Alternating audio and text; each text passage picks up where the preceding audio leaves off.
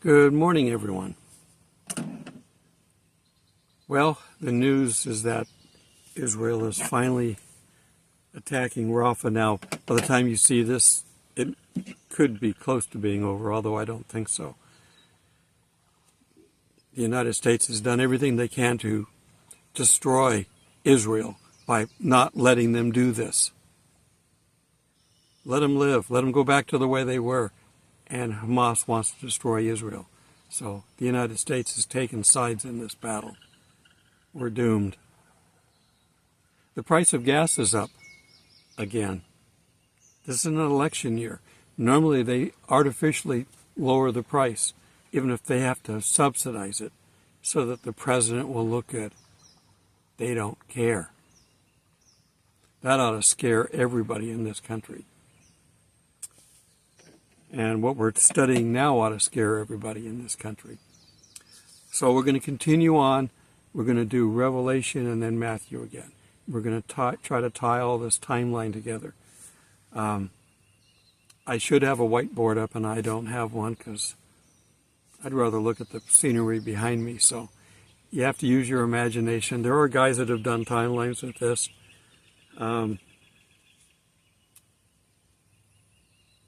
God, what's his name? I can't think of his name. I'll try to look it up. But there's a number of timelines up of how this stuff fits together. And they really don't know how it all intertwines. There may just be a bracket saying this is the seals, this is the trumpets. You know, they overlap.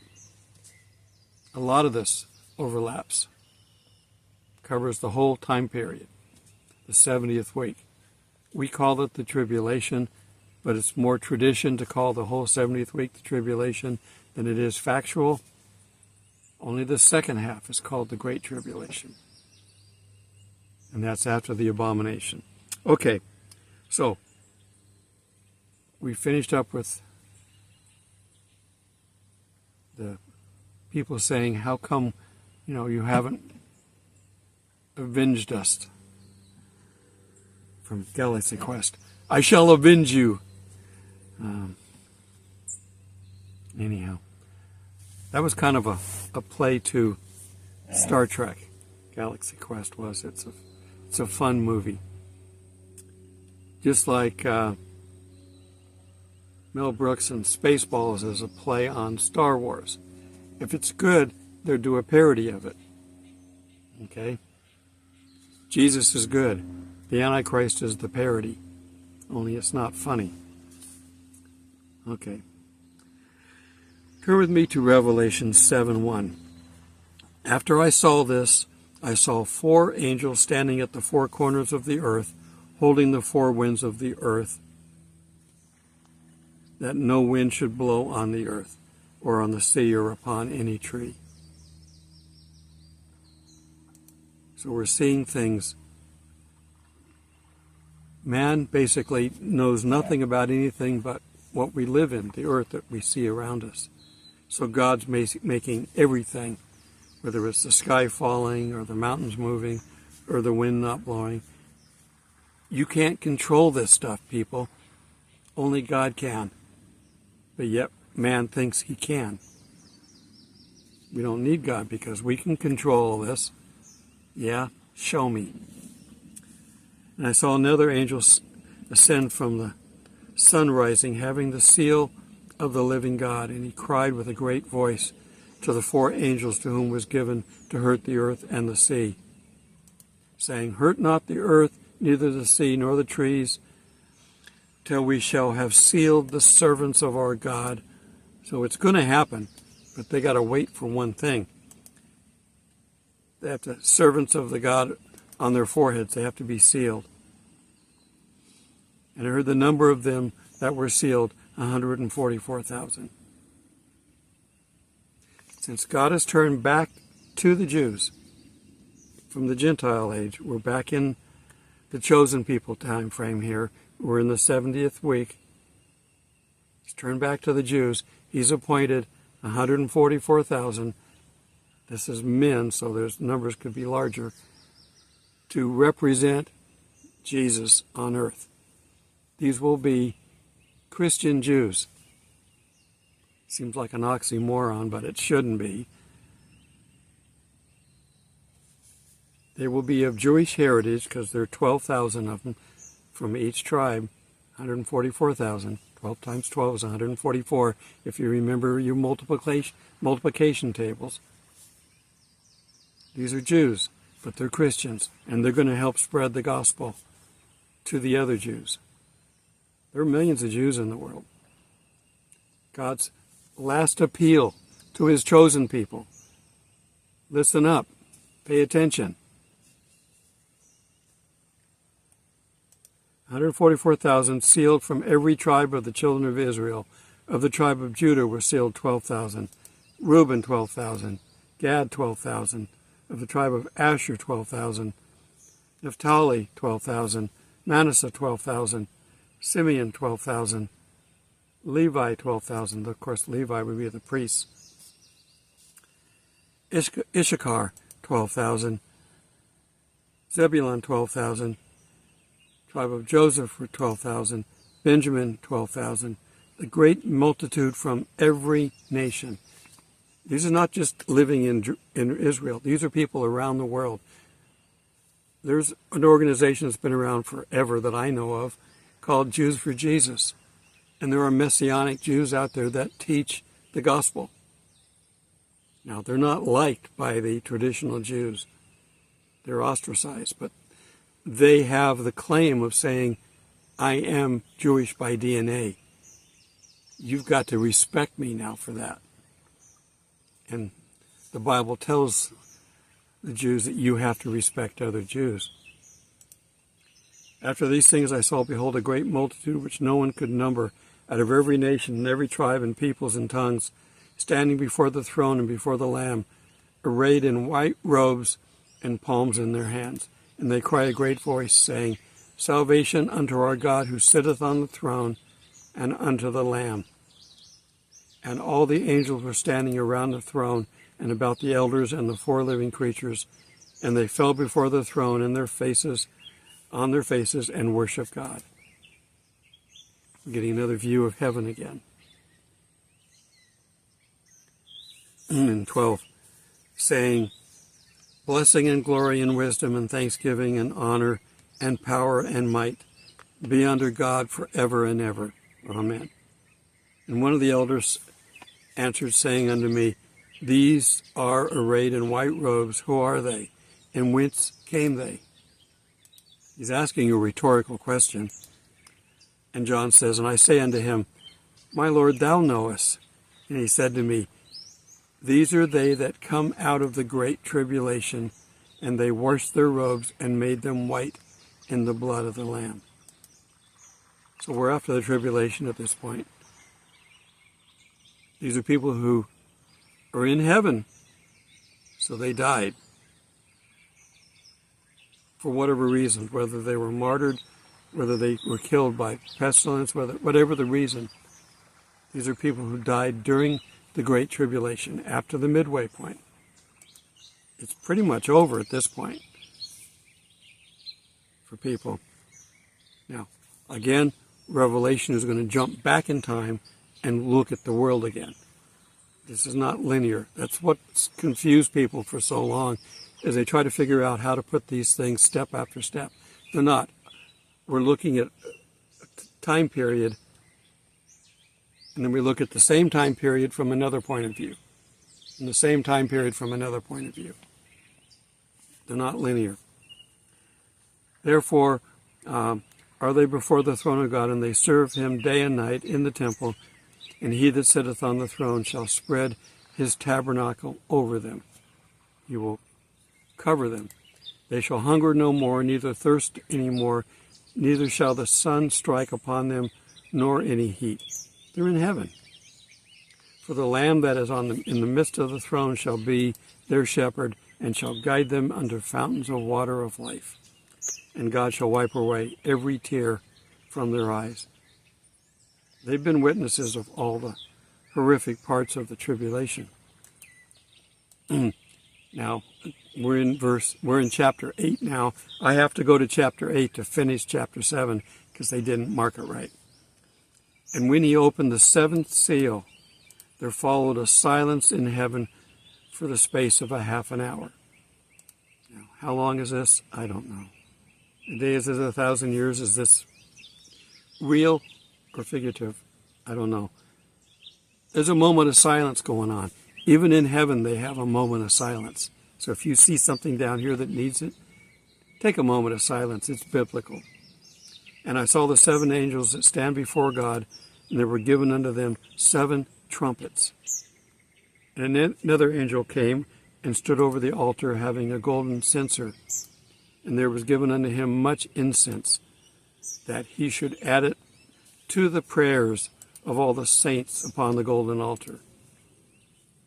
All of our prayers go into this altar and are burned and are absorbed. Again, figuratively, but how much of it's real, I don't know exactly how God hears our prayers.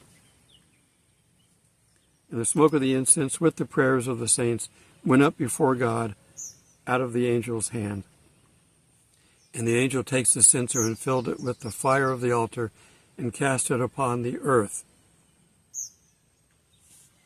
Time to pay back. And there followed thunders and voices and lightnings and an earthquake. There's still people on earth. But the seals are done. That vision is done. So now let's jump back to Matthew and Jesus talking again, and let's see what he has to say. Matthew 24:32.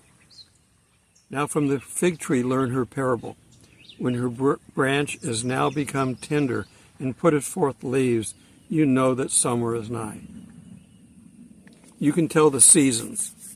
We don't know the day or the hour of his second coming. The rapture, there's nothing saying when the rapture is. Not knowing the day or the hour is simply his second coming. We don't know. But you can kind of tell the season. As we read earlier in Matthew, he's describing our day to the letter perfectly. We're in the end times, okay, or the last days, which we've been in from the beginning. What terms you use are important to a degree, but it's understanding that we're on the same page when we're using terms. Okay. So, summer is nigh. Even so, also, when you see all these things, you know that he is nigh, even at the doors, talking about Jesus and his second coming. Verily I say unto you, this generation shall not pass away till all these things are accomplished. The 70th week is 7 years, people. That's it. Most people, unless they're martyred or die from the things going on the earth, will live to see everything from beginning to end. There will be people that survive all the way through. They go into the millennium. If nobody survived, there'd be nobody to go into the millennium. Heaven and earth shall pass away, but not my words shall pass away. We are going to get a new heaven and earth, but God's words are permanent. No one knows the day or the hour, but the day of the hour knoweth no one, not even the angels in heaven, nor the Son of Man, but the Father only. Now, Jesus is the Father to a degree, so, the Trinity. We can argue that. That's a question we can argue back and forth. Does Jesus know? It doesn't matter. It's following a traditional Galilean situation here that only the Father knows when the bridegroom is coming. So that's all what this is really referring to. But the bottom line is, we're talking about the second coming. And as there were in the days of Noah, so shall it be the coming of the Son of Man. When he finally comes back, it's the days of Noah. Now, is it the days of Noah now? Or is this the days of Noah during the tribulation time frame? Or is it before us? How long did it take Noah to build an ark? 100 years? So what time frame? It's not important. Just knowing that the world is going to be doing their thing before the destruction comes. For as in those days which were before the flood, they were eating and drinking and marrying and giving in marriage until the day that Noah entered the ark. Noah was a crazy man until the first drop of rain hit. It's going to apply to us as Christians too, and Jews that accept Christ. It's going to apply to us. We're crazy people, but we will get our day. Then shall 2 men will be in the field, one will be taken, one will be left. There's a final rapture. This isn't the only one, people. There are 3 basic rapture time frames. Our pre-trib rapture is one in the middle to get rid of the people that before the wrath of God, and then there's this at the end. 2 women shall be grinding at the mill, one is taken, the other one left. Watch therefore, you know not what day your Lord cometh. Now, again, this is second coming. This is not the rapture.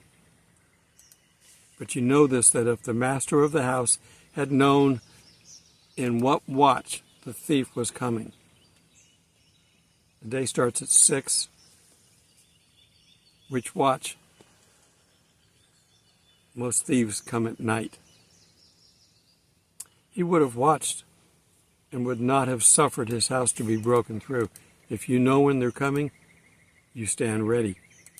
Therefore be you also ready, for in an hour that you think not, the Son of Man cometh. He will come. Be ready. Have your lamps filled. Who then is faithful and wise servant, whom his Lord has set over the household, to give him their food in due season? God will take care of us all the way up till the end. Blessed is that servant whom his Lord, when he cometh, shall find him doing what he's supposed to be doing. I'm finishing that. Verily I say unto you, that he will set him over that, all that he has. We got the example with Joseph twice. Once for Potiphar and once for Pharaoh. Put in charge of everything because he was a good and trustworthy servant. But if that evil servant shall say in my heart, my Lord tarrieth, and shall begin to beat his fellow servants, and shall eat and drink with the drunkards, the Lord of that servant shall come in that day when he is expecting not, and in an hour when he knoweth not, and shall cut him asunder, and appoint his portion with the hypocrites. There shall be the weeping and the gnashing of teeth.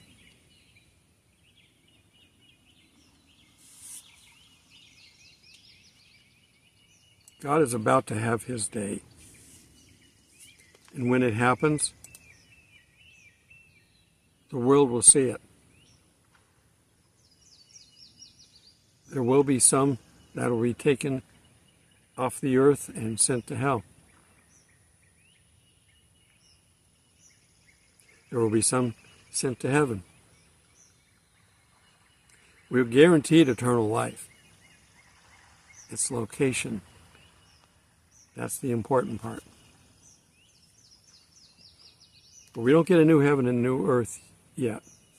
And we're going to see as we keep reading on through Revelation that it's going to go back again to the beginning and flow through. Then it goes back again and flows through. Things are going to be happening that are overlapping constantly. There's so much going on that you can't sit there and say, okay, we're going to have the seal today and the trumpet, this first trumpet this afternoon, and then the second seal in 2 days, and then the second trumpet. That would be too complicated. Each thing that's happening is happening for a reason, so they're grouped together that way. Okay, the next video we will continue on. Have a blessed day until we meet in the clouds.